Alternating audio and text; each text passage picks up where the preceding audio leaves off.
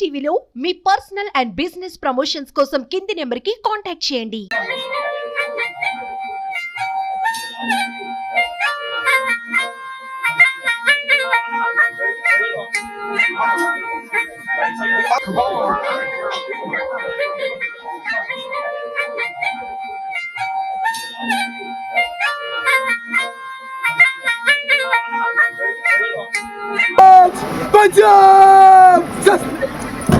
తీవ్రవాదుల ఎదురు కాల్పుల్లో తను మరణించి వీరమరణం పొందిన కార్తీక్ యొక్క హీరో అక్కడ ప్రత్యక్ష సాక్ష్యం. ఆ రోజు కాల్పులు జరిగినప్పుడు పక్కనే ఉన్న అతని స్నేహితుడు ఎన్ నాయక్ మహేష్ ఇప్పుడు ప్రస్తుతం మన దగ్గర ఉన్నారు. ఆయన అడిగి మరిన్ని విశేషాలు తెలుసుకుందాం. నమస్తే నాయక్ గారు, మీరు వెళ్ళారు కదా, కాల్పులకు వెళ్ళారు, యాక్టివ్ గా పాల్గొన్నారు కదా, మరి పాల్గొన్నప్పుడు మీరు పక్కనే ఉన్నారు. ఆ కాల్పులు జరిగిన వెంటనే ఎలాంటి రియాక్షన్ జరిగింది అక్కడ? కార్తీక్ అనేది ఎఫ్ కంపెనీకి నంబర్ 1 గాడు అంటే అందుకన్నా ముందు పోయాడు. అంటే ఆ ఏరియా గురించి అంత తెలిసినోడు. అంటే ఆ ఏరియా గురించి ఒక ఏరియా అని ఉంటుంది కదా, ఆ ఏరియా గురించి మా కార్తీక్ తెలిసినంత వేరే వాళ్ళకి తెలివి ఉండదు. అది కార్తీక్ మెయిన్ అక్కడ. కార్తీక్ ముందు పోవాలి, ఎక్కడైనా పోవాలంటే ముందు పోవాలి గైడ్.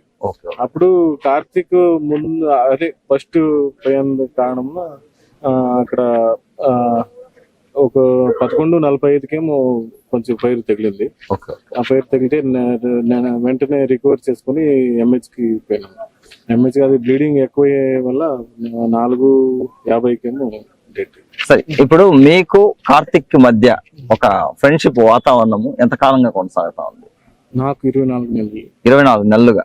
మరి ఈ 24 నెలల్లో కార్తిక్ ని మీరు ఏ విధంగా చూస్తారు? అంటే అతని యొక్క బిహేవియర్ కావచ్చు, అదే బిహేవియర్ అంటే అతని స్థానము ఇంకొకరు వేరే వాళ్ళు నింపలేదు.